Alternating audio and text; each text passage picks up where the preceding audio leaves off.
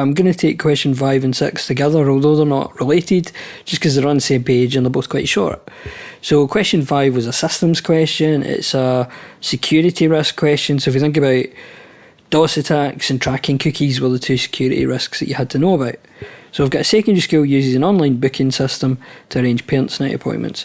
2 days before parents' night, the school becomes subject to a suspected denial of service or DOS attack. Something to point out, because a couple of you had mentioned this in class, right? It's not DDoS, which is a thing, and it's probably what you've heard of more, which is a specific type of denial of service attack. We're just talking about DOS attacks generally here.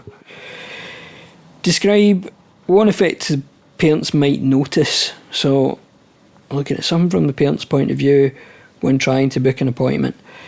There's 2 things that it could be here. Either that the website is so slow that it's virtually unusable, so it's completely ground to a halt.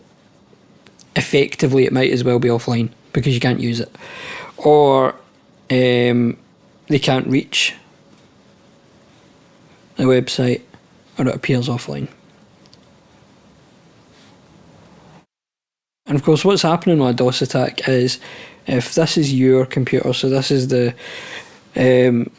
server where the school parents' night appointment is, and then you're bombarding it instead of maybe one inquiry every few minutes, like that, which is fine. Suddenly you've got all these computers all sending traffic to it all at once, and it gets completely overwhelmed and it can't deal with them. And if you send enough traffic, then you can push their server offline.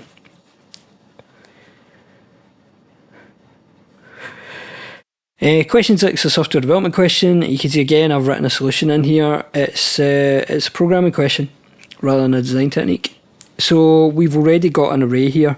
Got an array called names, and registration program can check whether any names in the list start with a particular letter. So that's telling us we're going to have to use a substring.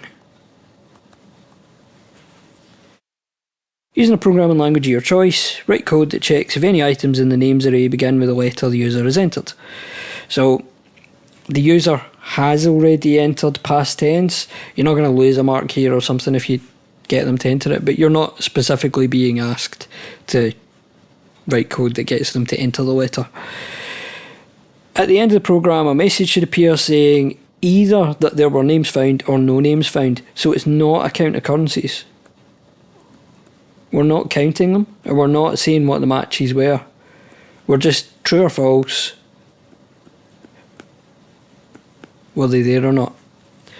Now, you could do this with a count occurrence algorithm, but what you would have to do is, for the if found, you would have to say something like if count is greater than 0. That would mean that you'd found one.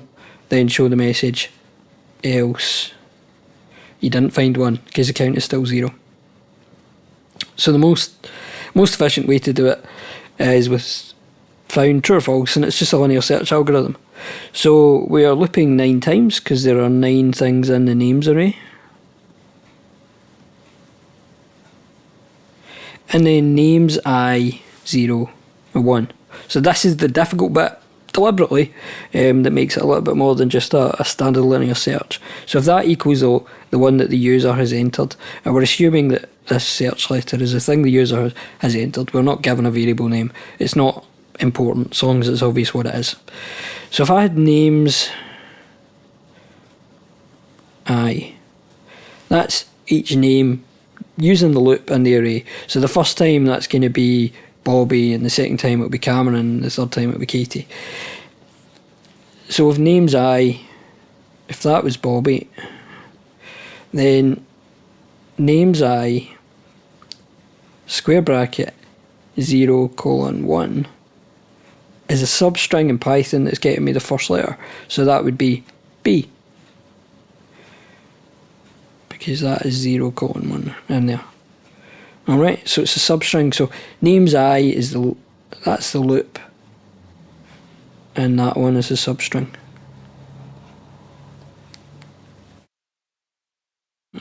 Can't write with this pen. Now the other thing is you can't just say else. So in here we couldn't have else found equals false, because the problem is every time it finds one that doesn't match, it'll reset and it'll say, nah, we never found it in the first place. So say you put the letter B, it finds it at the first one. As it goes through it, every time it found one that wasn't B, it would then use that else, so it would set it to false. It's already false at the start. So it's starting off false, and it's only changed to true if it finds a match. So just because you've got an if doesn't mean that you need an else, which I think is possibly something that people get in their heads even at Nat 5. That to make it more complicated or to make it better code or something, that if you've got one you're going to have the other. You don't. So that is my question 6, which is software development, and then I'm going to take the other longer software development questions on their own as well.